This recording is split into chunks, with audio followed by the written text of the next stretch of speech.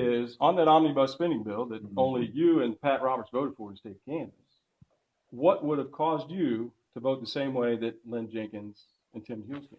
Well, I can't tell you why they voted the way they do, but you didn't coordinate any of that?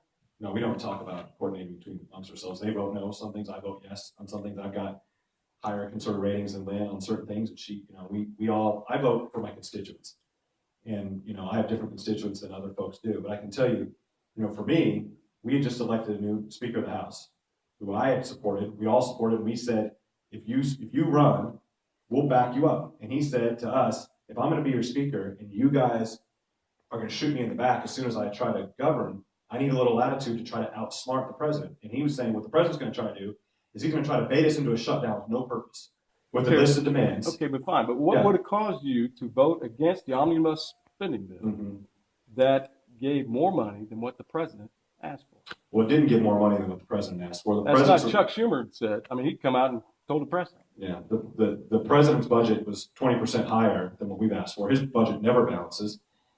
His budget, right? But this spending bill. Yeah, the spending bill. No, the spending bill is based on his budget, and the president's budget was much higher. They came to a bipartisan budget agreement, which I opposed. We discussed that earlier.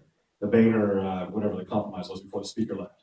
I voted against that. The entire Kansas delegation voted against that. But I worked hard and spent a year as a member of the Appropriations Committee working on specific provisions in that appropriations bill that reduced visa waivers for refugees, that prohibited abortion, taxpayer funded abortion, that cut spending from the EPA, that had all sorts of things that I thought were an advancement. And nobody had a plan on what a shutdown would do. They just said, look, it does these things we don't like. And so I asked the same question back to you and others. Would you vote against an omnibus bill if it repealed Obamacare? Would you vote for it if it repealed Obamacare? If it repealed Obamacare, would you vote for it? I have to cancel. Okay, but it still funds Planned Parenthood. No. So then you're pro-choice. It still funds refugees, so you're pro bringing refugees in the country. The problem is there's always something more that we want. Right, so that's what I'm asking. Yeah, what caused you to vote for it? I'm explaining to you, because I worked for a year. I'm on the committee. I knew it was in the bill. I read all of it.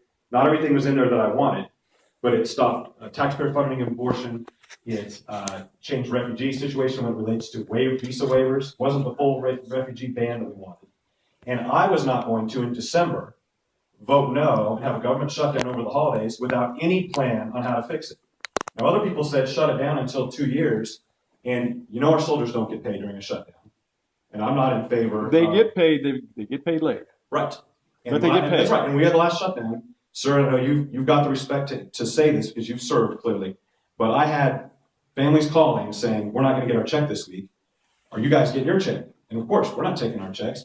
But how long are you going to shut it down? If you get paid later, can we go a year without paying military families? And so if you're going to vote no, you have just as much burden to explain what you were going to get for that no vote. And I ultimately believe that that bill was better to move forward. It spent less than Pelosi spent when she was Speaker of the House. It still kept a lid on the spending, although it moved up slightly with the Boehner budget. Not where I wanted it to be. But we got a lot of people who vote no on everything. No vote's such an easy vote. You can come up with a million reasons to vote no. It could have repealed Obamacare. You still would have had a bunch of people vote no. They come home and tell you why they voted no. So sometimes to lead and to solve problems, you got to govern. And to shut down the government with no clear plan on what you're going to get for that and no clear plan on how you're going to get out of it, we'd be shut down for a month, and then a group of people would reopen it. All it takes is 40 Republicans along with all the Democrats. And you reopen government, and you got nothing out of it. You kept soldiers not having their pay over Christmas. And to me, I thought that was a folly. And we got a lot of stories in history where generals led people into sheer slaughter, but they sure looked tough. So we got a lot of tough talkers who have no clue how to get out of a situation.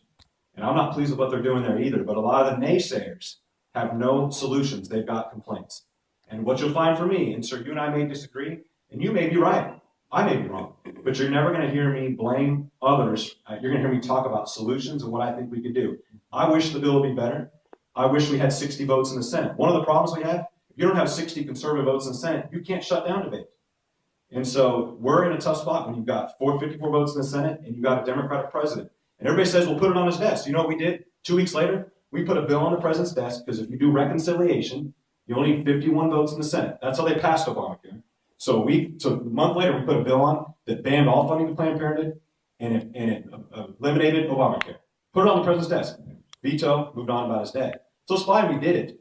But even if we'd have put the things in we wanted in the bill, even if we had 60 votes, he'd have vetoed it and we still wouldn't have the majority. I think we ought to be tougher because you can get better results. But ultimately, I had to choose whether I was going to shut down government in the face of the holidays and not pay soldiers. And none of the naysayers could ever explain to me how to get out of it. All they said is, you got to be tough and lead with our chins, lead with your face. You guys are selling out. Hey, naysayers got to have solutions too. I believe that we were better off not shutting down government at that point. And when we have the right fight or the right issue, I've done it. I've done it before. So, and you may be right on that. That was just the judgment call I had to make.